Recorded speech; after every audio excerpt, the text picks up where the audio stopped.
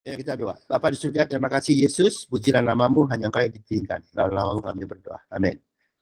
Siapa nih? Dina ya, Ya, yang Om. bantuin. Siap, Om. Hai. Oke, Om. Nah, ini mimpi ya, mimpinya Dina. Bukan, mimpinya Nebukadnezar Nebukadnezar. mengenai zaman akhir. Ya. Jadi di Daniel 2. Oke, kita baca satu-satu aja, pelan-pelan. Ada tahun pada, ini sorry, P-nya ke hapus, sorry. Pada tahun yang kedua, pemerintahan Nebukadnezar, bermimpilah Nebukadnezar. Karena itu hatinya gelisah dan dia tidak dapat tidur. Lalu raja menyuruh memanggil orang-orang berilmu, ahli jampi, ahli sihir, dan para kasdim untuk menerangkan kepadanya tentang mimpinya. Itu. Maka datanglah mereka dan berdiri di hadapan raja. Kata raja kepada mereka, aku bermimpi dan hatiku gelisah. Karena ingin mengetahui mimpi itu. Ya, jadi Raja Nebukadnezar dari Babilonia bermimpi. Ya, oke. Lalu berikutnya kita lompat ke ayat 9, ya, langsung aja karena hemat waktu. Yakni, jika kamu tidak dapat memberitakan padaku mimpi itu, maka kamu akan kena hukuman yang sama. Aku tahu bahwa kamu telah bermufakat untuk mengatakan kepadaku hal-hal yang bohong dan busuk sampai keadaan berubah. Oleh sebab itu, ceritakanlah kepadaku mimpi itu, supaya aku tahu bahwa kamu dapat memberitahukan maknanya juga kepadaku. Jadi, Raja Nebukadnezar meminta para ahli nujum menceritakan mimpinya dan lalu artinya. Oke? Minta. Jadi dia nggak minta cuma artinya toh, no. Minta mimpinya, yang dia nggak beritahu kan. Lalu di saat berikutnya di ayat 11, ya, Daniel 2 ayat 11, apa yang diminta Tuanku Raja adalah terlalu berat. Ya, jadi para ahli bijaksana di Babilonia bilang, terlalu berat. Dan tidak ada seorang pun yang dapat memberitakannya kepada Tuanku Raja selain dari dewa-dewa yang tidak berdiam di antara manusia. Jadi hanya Tuhan yang bisa melakukan hal tersebut, ya, yaitu mengetahui mimpi orang lain tanpa orang lain itu menceritakan, dan juga artinya. Oke? Lalu saat berikutnya di ayat 12. Ya. Maka raja menjadi sangat geram dan murka karena hal itu. Lalu dititahkannya untuk melenyapkan semua orang bijaksana di Babel. Ketika titah dikeluarkan supaya orang-orang bijaksana dibunuh, maka Daniel dan teman-temannya pun terancam akan dibunuh. Jadi marah, ya, semua mau dimatiin. Oke? Lalu saat berikutnya Daniel 2 ayat 16, maka Daniel menghadap raja dan meminta kepadanya supaya ia diberi waktu untuk memberitahukan makna itu kepada raja. Kemudian pulanglah Daniel dan memberitakan hal itu kepada Hananya, Misael, Azaria, dan teman-temannya. Dengan maksud supaya mereka memohon kasih sayang kepada Allah semesta langit mengenai rahasia itu, supaya Daniel dan teman-temannya juga teman-temannya jangan dilenyapkan bersama-sama orang bijaksana yang lain di Babel. Jadi, ya, di sini Daniel bergantung sama kasih Tuhan. Dia memenuhi syarat sebagai mempelai. Yang kedua, disebut juga Daniel dan teman-temannya. Ya, jadi Daniel mengasihi orang-orang lain yang juga terancam. Dia memenuhi syarat sebagai murid Kristus, murid Tuhan. Jadi Daniel adalah mempelai dan murid Tuhan. Ya, di Daniel 2 ayat 18. Karena dia bergantung sama kasih Tuhan, dia adalah mempelai. Karena dia mengasihi orang lain setelah bergantung sama kasih Tuhan, dia adalah murid Tuhan. Oke, lalu apa yang terjadi? Di ayat 19 langsung, karena Daniel adalah mempelai dan murid, maka rahasia itu disingkapkan kepada Daniel dalam suatu penglihatan malam. Lalu Daniel memuji Allah semesta langit. Jadi Tuhan menolong orang yang bergantung atau menerima kasihnya. Oke? Dan mengasihi orang lain. Ya, perintah Kristus. Lalu di slide berikutnya, berkatalah Daniel, terpujilah nama Allah dari selama-lamanya sampai selama-lamanya, sebab daripada dialah hikmat dan kekuatan. Dia mengubah saat dan waktu. Dia memecat raja dan mengangkat raja. Dia memberi hikmat kepada orang bijaksana dan pengetahuan pada orang yang pengertian. Dialah yang menyikapkan hal-hal yang tidak terduga dan yang tersembunyi. Dia tahu apa yang ada di dalam gelap dan terang ada padanya. Jadi Daniel memuliakan Tuhan karena Tuhan baik. Oke? Lalu di ayat 23, ya Allah nenek moyangku, kupuji dan kumuliakan engkau sebab engkau mengaruniakan kepadaku hikmat dan kekuatan. Dan telah memberitahukan kepadaku sekarang apa yang kami mohon kepadamu, kau telah memberitahukan kepada kami hal yang dipersoalkan raja. Jadi Daniel memuliakan Tuhan karena dia mengerti Tuhan memberikan kasih karunia-Nya. Ya. Jadi Daniel bisa melihat Tuhan seperti Yohanes 1 ayat 14, penuh kasih karunia dan kebenaran. Tuhan yang baik dan selalu memberkati. Ya, tanpa manusia yang bekerja. Oke. Lalu berikutnya ayat 26. Bertanyalah raja kepada Daniel yang namanya Belsazar. Sanggupkah engkau memberitakan padaku mimpi yang telah kulihat itu dengan maknanya juga? Daniel menjawab, katanya kepada raja, rahasia yang ditanyakan tuanku raja tidaklah dapat diberitahukan kepada raja oleh orang bijaksana, ahli jampi, orang berilmu atau ahli nujum. Ya. Jadi sekarang Daniel di hadapan Nebukadnezar ditanyain, kamu bisa nggak kasih tahu mimpinya? Mimpiku dan artinya. Ya, dia bilang orang manusia tidak bisa melakukan yang diminta oleh raja. Lalu berikutnya di ayat 28, tetapi di surga ada Allah yang menyingkapkan rahasia-rahasia. Ia telah memberitahukan kepada tuanku Raja Nebukadnezar apa yang akan terjadi pada hari-hari yang akan datang. Mimpi dan penglihatan-penglihatan yang tuanku lihat di tempat tidur ialah ini. Jadi Daniel sama sekali tidak meninggikan dirinya, itu murid. Murid tidak pernah meninggikan dirinya. Ya, murid mengerti, tapi sumbernya dari gurunya, dari Tuhannya, bukan dari dia. Oke? Murid tidak pernah memanggil dirinya nabi.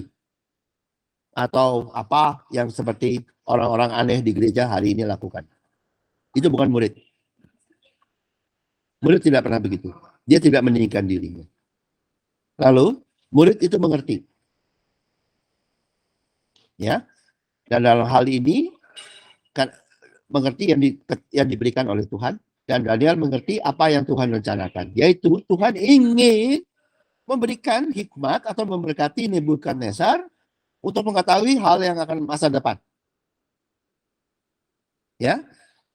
Ia telah memberitahukan kepada tuanku raja Nebukadnezar apa yang akan terjadi pada hari-hari yang akan datang. Ya, jadi Tuhan ingin memberitahukan kepada Nebukadnezar mengenai zaman akhir. Ya, Daniel sebagai murid diberitahu oleh Tuhan rencana Tuhan. Ya, oke. Lalu berikutnya, ini adalah mimpi dari Nebukadnezar. Ya. Sedang tuanku ada di tempat tidur, ya tuanku, raja, timbul pada tuanku pikiran-pikiran tentang apa yang akan terjadi di kemudian hari. Ya. Dan dia yang menyimpan rahasia-rahasia telah memberitahukan kepada tuanku apa yang akan terjadi. Tuhan ingin menolong Raja Nebukadnezar yang ingin mengetahui masa depan. Ya, jadi pada waktu itu Nebukadnezar ingin tahu mengenai masa depan. Ya. Dan Tuhan ingin menolong Nebukadnezar. Tuhan adalah kasih, ya. Lalu berikutnya ayat 30. Adapun kepadaku telah disingkapkan rahasia itu bukan karena hikmat yang mungkin ada padaku, melebihi hikmat semua orang hidup, tetapi supaya maknanya diberitahukan kepada tuanku raja dan supaya tuanku mengenal pikiran-pikiran tuanku. Jadi Daniel itu mengerti bahwa Tuhan ingin memberkati Nebukadnezar melalui Daniel. Bukan Daniel yang hebat. Itu persis seperti kata-kata Yusuf kepada Firaun. Firaun yang melihat Yusuf punya talenta mimpi, bisa mengerti mimpi. Yusuf bilang enggak. Yusuf bilang Tuhan ingin memberkati Firaun. Ya, Tuhan adalah kasih. Daniel juga sama. Daniel tidak melihat dirinya dahsyat, tapi dia melihat kasih Tuhan kepada Nebukadnezar. Dan itulah yang membuat Daniel diberi pengertian. Karena Tuhan ingin memberkati Nebukadnezar. Ya, oke, berikutnya. Dia 31. Ya Raja, Tuanku melihat suatu penglihatan, yaitu sebuah patung yang amat besar. Patung. Ya, seperti tadi di Wahyu ya, patung. Ya. Patung ini tinggi, berkilau-kilauan luar biasa, tegak di hadapan Tuanku, dan tampak mendahsyatkan. Adapun patung itu kepalanya dari emas tua, dada dan lengannya dari perak, perut dan pinggangnya dari tembaga, dan sedangkan pahanya dari besi. Dan dengan kakinya sebagian dari besi, dan sebagian lagi dari tanah liat. Oke? Jadi mimpi Nebukadnezar adalah patung yang dibuat dari pertama emas, kepalanya, lalu perak, ya, dada dan lengannya, tembaga, lalu besi, dan tanah liat dan besi, campuran. Ya, ini adalah wujud dari 5 kerajaan manusia. Patung itu manusia. Oke? Patung itu manusia. Nanti kita akan lihat lebih jelas bahwa ini adalah kerajaan. Ya, jadi seperti itu. Lalu berikutnya, sementara Tuanku melihatnya, terungkit lepas sebuah batu dan disebut jelas tanpa perbuatan manusia. Lalu menimpa patung itu tepat pada kakinya yang dari besi dan tanah liat itu sehingga remuk. Jadi patung tersebut hancur. Bukan oleh tangan manusia, tetapi oleh Tuhan. Ya, sebuah batu penjuru datang, ya, menghancurkan patung tersebut. Lalu di ayat 35, oke, tepat pada kakinya yang dari besi dan tanah liat. Jadi hancurnya di mana? Bukan di kepala, bukan di dada, bukan di tangan, bukan di pinggang, bukan di paha, tapi pada besi dan tanah liat, yaitu kaki bagian bawah. Di zaman akhir. Ya, di kaki patung. Ya, jadi mimpi ini adalah mengenai zaman akhir. Hancurnya patung tadi, kerajaan manusia, itu dihancurnya itu di zaman akhir. Pada di kakinya. Ya. Lalu berikutnya.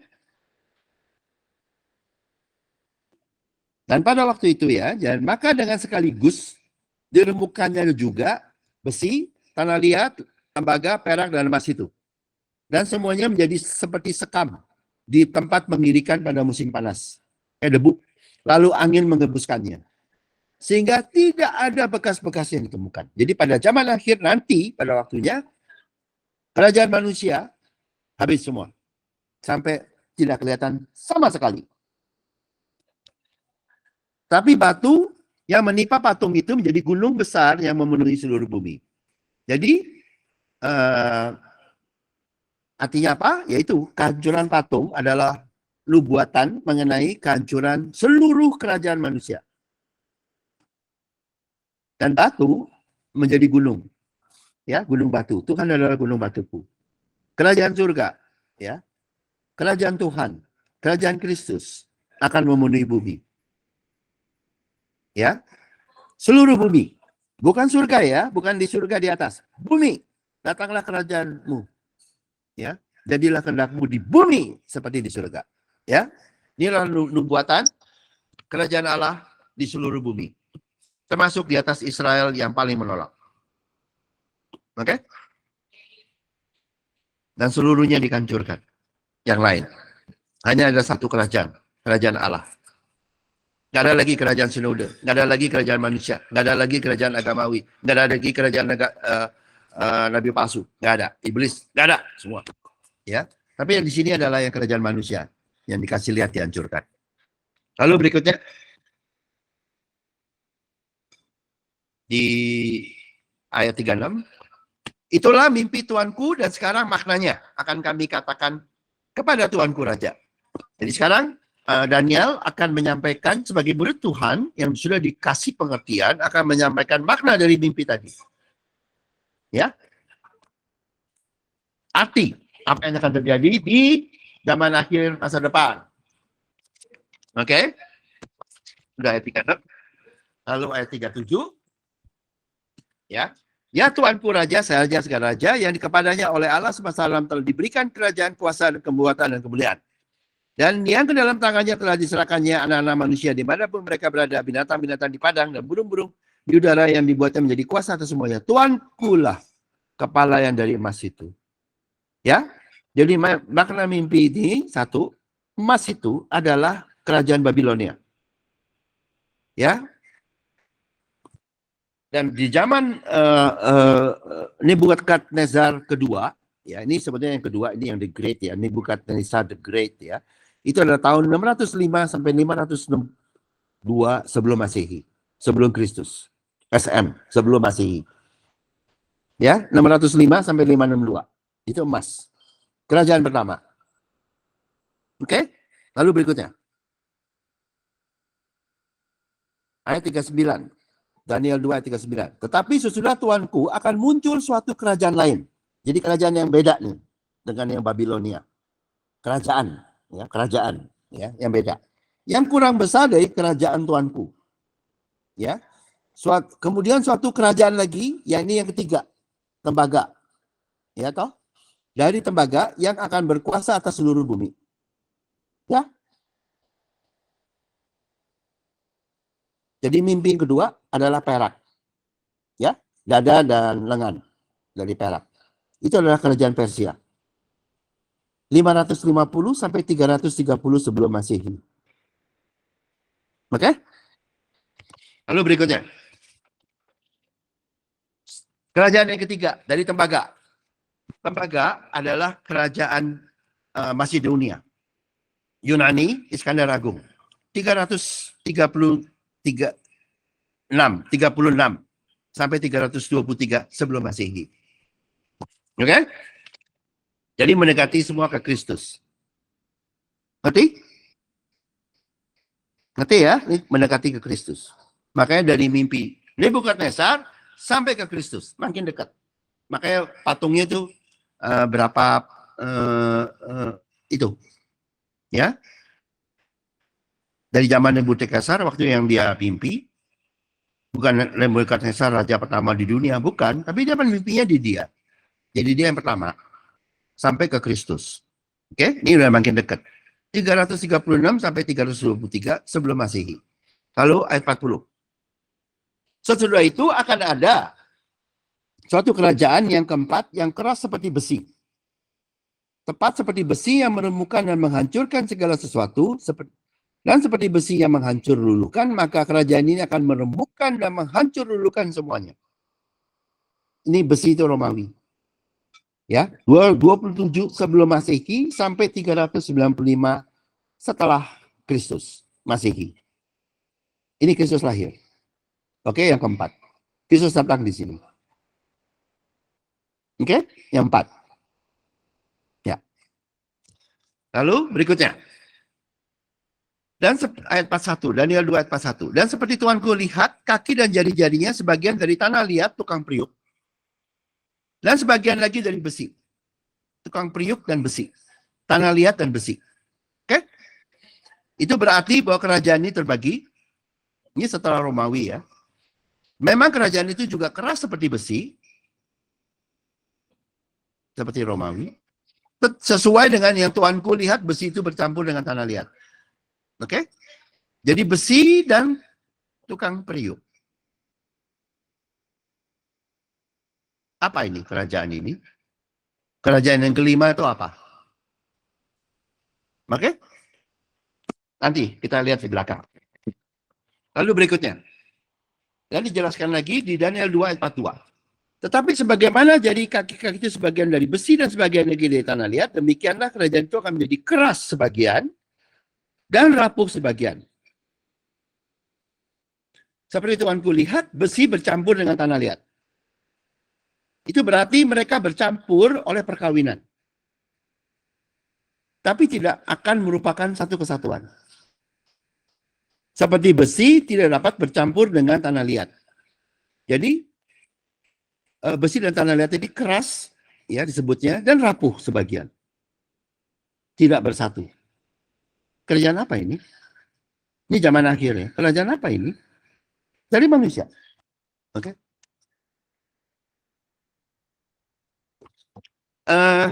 Dari beberapa tafsiran itu bilangnya itu adalah kerajaan Uni Eropa. Karena 10. Tapi sekarang Uni Eropa lebih dari 10, jadi yang buat tafsiran itu sudah tahu dia bertobat itu salah. Mudah-mudahan. Oke? Bukan Eropa. Oke? Lalu Daniel 2 ayat 44. Tetapi pada zaman raja-raja, Allah semesta langit akan mendirikan suatu kerajaan yang tidak akan binasa sampai selama-lamanya. Kerajaan Allah, ya. Dan kekuasaan itu tidak akan beralih lagi kepada bangsa lain. Kerajaan itu akan meremukkan segala kerajaan. Ya, kerajaan agamawi, sinode, teologia, Calvin, Pentakosta, habis semua. Dan menghabisinya. Tetapi kerajaan itu sendiri akan tetap terus selama-lamanya. Tuhan akan mendirikan kerajaan Allah yang akan menggantikan segala kerajaan untuk selama-lamanya. Ya? Hanya dia yang ditinggikan. Di satu kerajaan hanya ada satu raja. Oke. Lalu berikutnya. Tepat seperti di ayat 45, Daniel 2 ayat 45. Tepat seperti yang Tuhan kulihat bahwa tanpa perbuatan tangan manusia. Tanpa tangan manusia. Sebuah batu terungkit lepas dari gunung dan merembukan besi, tembaga, tanah liat, dan perak dan emas itu. Allah yang Maha Besar telah membicarakan pada Tuanku Raja apa yang akan terjadi di kemudian hari. Mimpi itu adalah benar dan maknanya dapat dipercaya. Jadi Tuhan sendiri yang akan mendirikan kerajaan Allah di bumi. Ya, bukan pendeta, bukan sinode, bukan teologi, bukan apa. No, mereka nggak mampu. Ya, yang mendirikan Tuhan sendiri. Inilah zaman akhir. Ya, oke. Lalu berikutnya. Lalu sujudlah Raja Nebukadnezar serta menyembah Daniel. Juga dititahkannya mempersembahkan korban dan bau-bauan kepadanya. Berkatalah Raja kepada Daniel, sesungguhnya lah Allahmu itu Allah yang mengatasi segala Allah dan yang berkuasa atas segala raja. Dan yang menyingkapkan rahasia-rahasia, sebab engkau telah menyingkapkan rahasia itu. Jadi, melalui Daniel, murid Tuhan, mempelai dan murid Tuhan, Raja Nebukadnezar meninggikan Tuhan. Oke? Murid Tuhan bersaksi atas kebesaran Tuhan, bukan bersaksi atas kedahsyatan teologianya. Atau dirinya sendiri. Atau gerejanya. Atau sinodenya. Atau STT-nya. Tidak ada. Hanya bersaksi mengenai kebesaran Tuhan. Dan Raja Nebukadnezar meninggikan Tuhan karena kesaksian dari murid Tuhan, Daniel. Ya, lalu berikutnya. Lalu Raja memuliakan Daniel. Dianugerahilah dengan banyak pemberian yang besar. Dan dibuatnya dia menjadi penguasa atas seluruh wilayah Babel dan menjadi kepala semua orang bijaksana di Babel. Ya. Jadi Tuhan meninggikan Daniel melalui Nebukadnezar. Ya. Tuhan bekerja. Meninggikan Daniel melalui Nebukadnezar. Ya. Lalu berikutnya. Atas permintaan Daniel, Raja menyerahkan pemerintahan wilayah Babel itu kepada Sadrah, Mesah, dan Abednego. Sedang Daniel sendiri tinggal di sana, Raja. Itulah. Murid Tuhan tinggal di dalam kerajaan. Di dalam, seperti Esther tinggal di istana. Mempelai dan murid tinggal di istana. Kerajaan surga, kerajaan Allah. Di bumi. Ya? Oke? Yuk kita berdoa. Terima kasih Tuhan karena kebaikan-Mu dan rencana-Mu yang memberkati kami semua. Pujikanlah dan tinggikanlah nama-Mu. Dalam nama-Mu kami berdoa. Amin. Thank you. Thank you. Terima kasih Om. Thank you. Hey Hans, thank you. Ayo, kok. Semuanya.